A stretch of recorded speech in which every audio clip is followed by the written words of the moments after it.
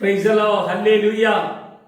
കർത്താവ് ഈ പ്രഭാതത്തിൽ നമുക്ക് നൽകുന്ന ദൈവിക വചനം അതെത്ര വലിയ അനുഗ്രഹമാണെന്ന് നമ്മൾ അനുഭവിക്കുന്നതല്ലേ? പ്രിയമുള്ളവരെ, മക്കൾ ദൈവത്തിൻ്റെ ദാനമാണ്. കുഞ്ഞുങ്ങളെ ദൈവം തരുന്നതാണ്. ബൈബിള് നമ്മളെ ഓർമ്മപ്പെടുത്തുകയാണ്. എഫെസ്യ ലേഖനം 6-ാം അധ്യായം, മക്കളെ നിങ്ങളുടെ അപ്പനമ്മമാർ കർത്താവിൽ അനുസരിപ്പിൻ, അത് ന്യായമല്ലോ. കണ്ടോ, മക്കളോട് കർത്താവ് പൗലോസിലൂടെ പറയുക, അപ്പനമ്മമാർ. ഇന്ന് നമ്മുടെ മുമ്പിൽ കാണപ്പെടുന്ന ദൈവം എന്ന് പറയുന്നത് അപ്പനും അമ്മയാണ്. കർത്താവിൽ എന്ന പോലെ നിങ്ങൾ അനുസരിക്കണം. ഇതെന്തിനാണ് അനുസരിക്കേണ്ടത്? താഴെ പറയുകയാണ്, നിനക്ക് നന്മയുണ്ടാകണം. 1, നന്മ. 2, നീ ഭൂമിയിൽ ദീർഘായുസ്സോടെ ഇരിക്കണം. അപ്പനോടും അമ്മയോടും അനുസരിക്കാത്ത മനുഷ്യൻ കുഞ്ഞുങ്ങൾക്ക് ദീർഘായുസ് ഉണ്ടാകുന്നില്ല. പ്രിയമുള്ളവരെ, അനുസരണക്കേട് വരുമ്പോൾ പാപത്തിലേക്ക് പോകും. പാപം മരണത്തിലേക്ക് അവനെ കൂട്ടിക്കൊണ്ടുപോകുകയാണ് ചെയ്യുന്നത്. ഇവിടെയാണ് നമ്മൾ അറിയേണ്ടത്, നിന്റെ അപ്പനെയും അമ്മയെയും ബഹുമാനിക്കുക എന്നത് വാക്തത്വത്തോടു കൂടിയ ആദ്യ കൽപ്പനയാണ്. ദൈവകൽപ്പനയിൽ 1-ാമത്തെ കൽപ്പനയാണ്. വാക്തത്വത്തോടു കൂടിയത് അപ്പനെയും അമ്മയും ബഹുമാനിക്കണം. ദൈവം തന്ന ദാനമാണ് മക്കള്. അപ്പനെയും അമ്മയും നമുക്ക് തന്നത് ഈ ലോകത്തിലേക്ക് ഞാൻ ജനിക്കുവാൻ എൻ്റെ അപ്പനെയും അമ്മയും ദൈവമാണ് അവിടുന്ന് ഒരുക്കി നിർത്തിയത്.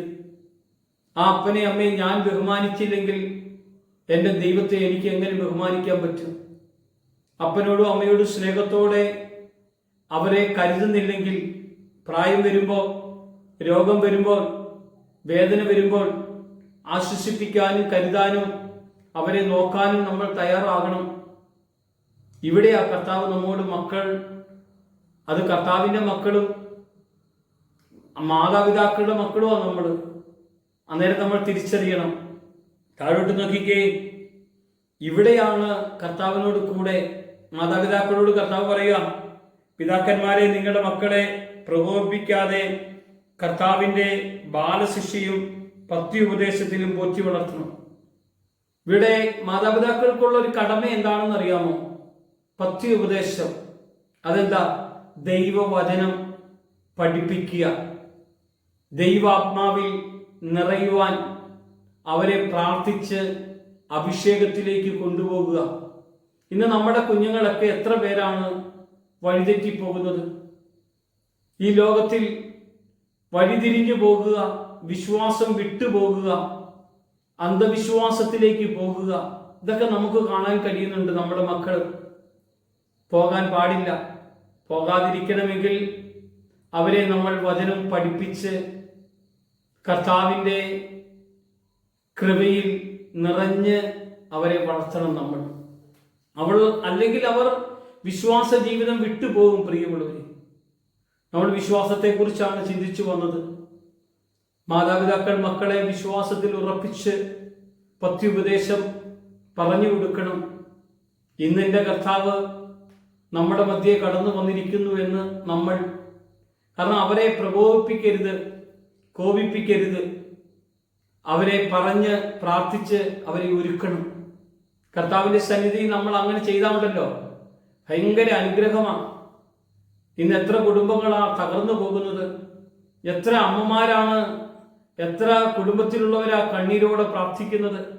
അനേകർ പ്രാർത്ഥിക്കാൻ വേണ്ടി വിളിക്കുമ്പോൾ, എൻ്റെ മകൻ, എൻ്റെ മകൾ ഞങ്ങളെ നോക്കുന്നില്ല, ഞങ്ങൾക്ക് വേണ്ടി കരുതുന്നില്ല, അവർ ദൈവസന്നിധിയിൽ വിട്ടുപോയി, അവർ വിശ്വാസ ജീവിതം വിട്ടുപോയി എന്നൊക്കെ പറയുന്നത് കേൾക്കുമ്പോൾ നമ്മൾ അവർക്ക് വേണ്ടി പ്രാർത്ഥിക്കും. പ്രിയമുള്ളവരെ, നമ്മൾ ഒരിക്കലും നമ്മുടെ വിശ്വാസ ജീവിതം മാറരുത്.